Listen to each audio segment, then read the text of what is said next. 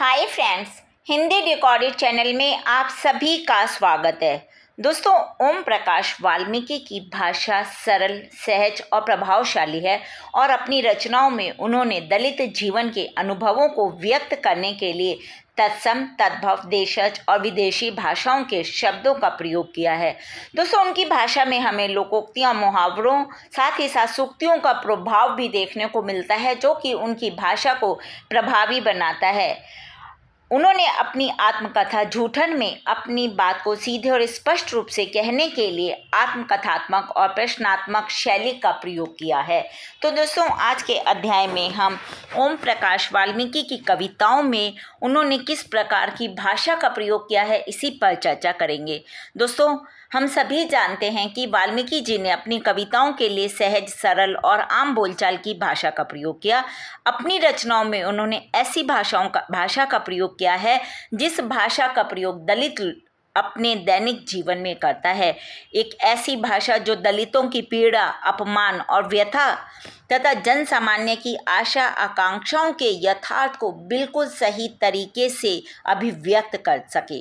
उन्होंने अपनी कविताओं के लिए पारंपरिक, तत्सम प्रधान, संस्कृतनिष्ठ और काव्य शास्त्रीय भाषा का प्रयोग किया है, लेकिन उसका प्रयोग कम किया है, बल्कि अपनी कविताओं में उन्होंने जनसाधारण और आम बोलचाल की भाषा का अधिक प्रयोग किया है। दोस्तों, उनकी भाषा अलंकारिक तथा काल्पनिक भाषा ना होकर एक यथार्थपरक भाषा है।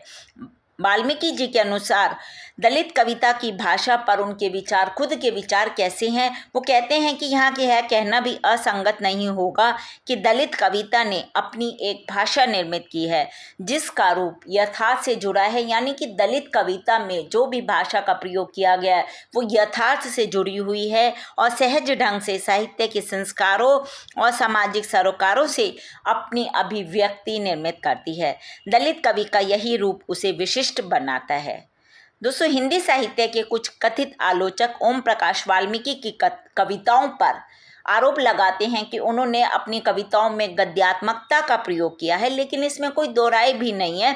उनकी कविता में गद्यात्मकता के साथ साथ पद्यात्मकता भी देखने को मिलती है, या फिर हम ऐसा कह सकते हैं कि वाल्मीकि की कविताएं गद्य और पद्य का अद्वितीय संगम है। उनकी कविताओं में दोनों ही विशेषताएं देखने को मिलती हैं और हर बात सपाट तरीके से बोलना उनकी कविता की प्रमुख विशेषता है, क्योंकि ये दलितों की जीवन की विसंगतियों, उत्पीड़न, शोषण और दमन को अभिव्यक्त करती हैं। कवि अपनी कविता, शायद आप जानते हो, में साफ साफ लहजे में वर्ण व्यवस्था के ठेकेदारों से पूछते हैं। क्या पूछते हैं दोस्तों? कुछ पंक्तियां बताती हूँ। चूहड़े या डोम की आत्मा भ्रम का अंश क्यों नहीं है? मैं नहीं जानता, शायद आप जानते हो। तो दोस्तों, वाल्मीकि की ये जो पंक्तियां हमने पढ़ी, ये भले ही आलोचना शास्त्र के पारंपरिक मापदंडों पर फिट नहीं बैठती, लेकिन अभिव्यक्ति और संवेदना के स्तर पर एक पाठक को अंदर तक झकझोर देती है। यह प्रश्न मात्र कवि का नहीं है, बल्कि उन हर दलित और शोषित जनों का है जिन्होंने हमेशा से, सदियों से अवहेलना झेली है, पीड़न जिनका उत्पीड़न किया गया है। इसी तरह काव्यात्मकता भी उनकी अभिव्यक्ति में देखने को मिलती है। एक उनकी कविता थी पेड़, जिसमें उन्होंने पेड़ को शोषण के प्रतीक के रूप में दिखाया है। यहाँ पेड़ एक साधारण पेड़ नहीं है। तो दोस्तों, पेड़ की कुछ कविताएं मैं आपको कुछ पंक्तियां। पेड़, तुम पेड़ उसी वक्त तक पेड़ हो जब तक ये हरे पत्ते हिल रहे हैं तुम्हारी टहनियों में। पेड़, तुम उसी वक्त तक पेड़ हो जब तक ये पत्ते तुम्हारे साथ हैं। पत्ते झड़ते ही पेड़ नहीं ठूंठ कहलाओगे, जीते जी मर जाओगे। मतलब एक पेड़ की पहचान उसके हरे हरे पत्तों से ही है। ओम प्रकाश वाल्मीकि ने अपनी कविताओं में साधारण जन की भाषा के साथ साथ तत्सम, तद्भव, देशज और विदेशज शब्दों का भी प्रयोग किया है। तत्सम शब्द हैं जैसे अस्पृश्य, पटाक्षेप, क्रंदन, अभिशाप, भुजा, वज्नाओ, श्लोक, मस्तिष्क, पाषाण, स्पर्श, शास्त्रीय, घृणा आदि। तद्भव शब्दों में उन्होंने मिट्टी, भूख, बैल, गाय, मर्यादा, सुअर, डोम, पहाड़, हवा आदि का प्रयोग किया है। और देशज शब्द भी प्रयोग किए हैं जैसे मूठ, हथेली, ढोल, गंवार, देहात, झाड़ फूंक, चमारी, चमार, जूता, माघ, अखला आदि ये देशज शब्द हैं। इसके अलावा हम वाल्मीकि जी के पास अपार शब्द भंडार था। इसलिए उन्होंने ना सिर्फ तत्सम, तद्भव और देशज शब्दों का प्रयोग किया, बल्कि अपनी कविताओं के लिए उन्होंने अंग्रेजी, उर्दू शब्दों का भी प्रयोग किया। अंग्रेजी शब्द जैसे school, primary, teacher, post master, siren, camera, meeting, card, drawing room, painting आदि। अंग्रेजी के साथ साथ उर्दू, अरबी और फारसी के शब्द भी उनकी कविताओं में देखने को मिलते हैं, जैसे जिस्म, दर्दनाक, इंतज़ार, खिलाफ, सलामत, तब्दील, कवायद, शिनाख्त, तकलीफ आदि। दोस्तों, वाल्मीकि जी ने अपनी कविताओं में मुहावरों और लोकोक्तियों का प्रयोग भी भरपूर मात्रा में किया है। ऐसा प्रयोग किया है कि उनकी कविता पाठकों को अपनी ओर खींचने में सफल हो जाती है। जब पाठक उनकी कविताएं पढ़ते हैं और मुहावरे और लोकोक्तियों को पढ़ते हैं तो उन्हें बहुत अच्छा रस का अनुभव होता है। अपनी कविताओं में उन्होंने कुछ मुहावरों और लोकोक्तियों का प्रयोग किया है। वो उनमें से प्रमुख मैं आपको बता देती हूँ। खदेड़ देना यानी कि भगा देना, लोहे की दीवार यानी कि मजबूत या जो अडिग रहता है, जमीन पर घुटने टेक देना यानी हार मान जाना, जीते जी मर जाना यानी किसी लायक नहीं रहना।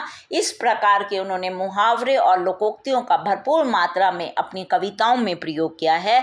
तो दोस्तों, हमने देखा कि उनकी भाषा में एक प्रतिवाद, विद्रोह और आक्रोश है। इस प्रतिवाद, विद्रोह और आक्रोश का आधार क्या है? जो सदियों से उन्होंने जो दलितों ने सदियों से झेला, वाल्मीकि जी ने खुद झेला, उनकी वेदना में वो सब छुपा हुआ है। उन्होंने स्वयं जो देखा, जो भोगा, वही क्रोध बनकर अपनी कविताओं, रचनाओं की भाषा के माध्यम से पाठकों तक पहुंचा। समाज के सच को उजागर करने की अपार शक्ति भी उन्हें हजारों सालों से संतप्त लोगों की चीखों से ही मिली थी। उन्होंने जब देखा कि दलितों का या शोषितों का किस प्रकार शोषण करते हैं पूंजीपति या समाज, उस समय जब उनकी दर्द उन्होंने महसूस किया और जो दर्द उन्होंने खुद भी भोगा, उन सभी को उन्होंने अपनी कविताओं के साथ साथ अपनी हर रचना में व्यक्त किया। तो दोस्तों, इस प्रकार हमने देखा कि ओम प्रकाश वाल्मीकि जी ने अपनी कविताओं में किस तरह की भाषा का प्रयोग किया है। आज के अध्याय में हमने ओम प्रकाश वाल्मीकि जी की कविताओं की भाषा के विषय में जाना। हिंदी भाषा के और भी प्रमुख विषयों पर हम आगे के अध्यायों में समय समय पर इसी प्रकार चर्चा करते रहेंगे। पर दोस्तों, उसको सुनने के लिए आपको मेरे इस चैनल को लाइक और सब्सक्राइब करना होगा। साथ ही दोस्तों, हिंदी भाषा से संबंधित कोई भी प्रश्न आप कमेंट बॉक्स में मुझसे पूछ सकते हैं। मैं शीघ्र ही उसका उत्तर देने की कोशिश करूंगी। धन्यवाद दोस्तों, आपका दिन शुभ हो।